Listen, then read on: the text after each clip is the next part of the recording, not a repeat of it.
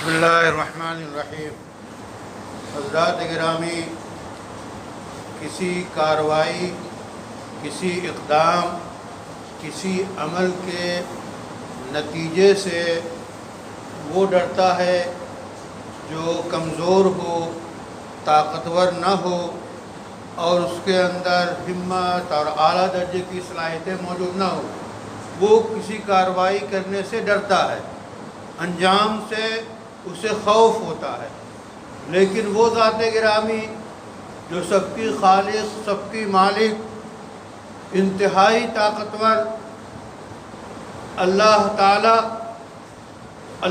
تعالیٰ کی جتنی کارروائیاں ہیں، اللہ تعالیٰ کی جس نے جو ہے دنیا میں اللہ کی طرف سے کام ہوتے ہیں، ان میں اللہ تعالیٰ کو کسی کے انجام کی پرواہ نہیں ہے۔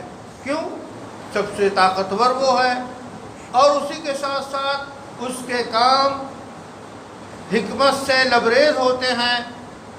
اس میں بے شمار انسانوں اور مخلوق کی مصلحت ہوتی ہے، تو وہ جو بھی کام کرتا ہے وہ بے نیاز ہو کے کرتا ہے، بے خوف ہو کے کرتا ہے، کیونکہ اس پہ کوئی خوف نہیں۔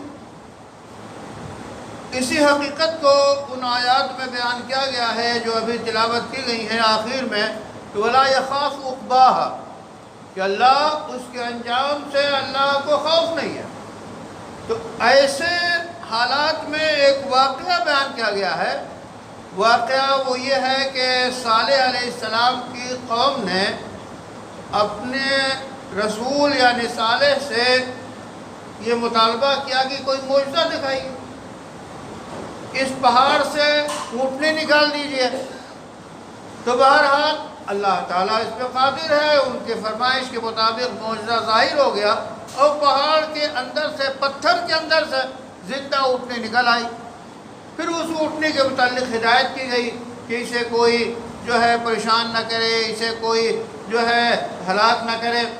لیکن ان قوم میں سے ایک شخص نے اِذِ انبعث اشقاہا، ایک شخص جو ہے ان میں سے اٹھا اور اس نے اس اونٹنی کی کوچیں کاٹ دی اور وہ ہلاک ہو گئے۔ اس کا نتیجہ یہ تھا کہ اللہ تعالیٰ کے فرمان اور اللہ تعالیٰ کی سرکشی کی اس نے، تو پھر اللہ تعالیٰ نے ان سب پہ عذاب مسلط کر دیا۔ تو نتیجہ یہ نکلتا ہے کہ جب قومیں اللہ کی نافرمانی کرتی ہیں، جب قومیں اللہ کے حکموں کو توڑتی ہیں، جب قومیں سرکشی کا مظاہرہ کرتی ہیں، تو اللہ تعالیٰ کی گرفت آتی ہے اور بر وقت گرفت ہوتی ہے اور اسے کسی کی پرواہ نہیں ہے۔ اس وقت حالات جیسے بھی ہمارے عالم کے ہوں، اور ہر دور میں ایسا رہا ہے کہ جو سنگین واقعات ہو رہے ہیں ان پہ ہم کو تجزیہ کرنا چاہیے۔ ہمیں اپنی گریبان میں منہ ڈال کر غور کرنا چاہیے کہ ہمارے اعمال کیسے ہیں، ہم اپنے اعمال کو سدھاریں اور اپنے اندر وہ صلاحیت پیدا کریں کہ اللہ کی مدد آئے۔ تو کیسی ہی سرکش قوم ہو، وہ کبھی کامیاب نہیں ہو سکتی۔ یہ اللہ کی طرف سے آزمائشیں ہوتی ہیں کہ شہادتیں وجود میں آتی ہیں، مصیبتیں آتی ہیں، گرفت ہوتی ہے، لیکن انجام جو ہے وہ مومنین کا ہوتا ہے، اچھا انجام مومنوں کا ہوتا ہے۔ اس واسطے ہمیں اللہ کی طرف رجوع کرنا چاہیے، اللہ سے دعائیں کرنی چاہیے اور اللہ کی جناب میں توبہ استغفار کرنا چاہیے، قنوت نازلہ کا اہتمام کرنا چاہیے۔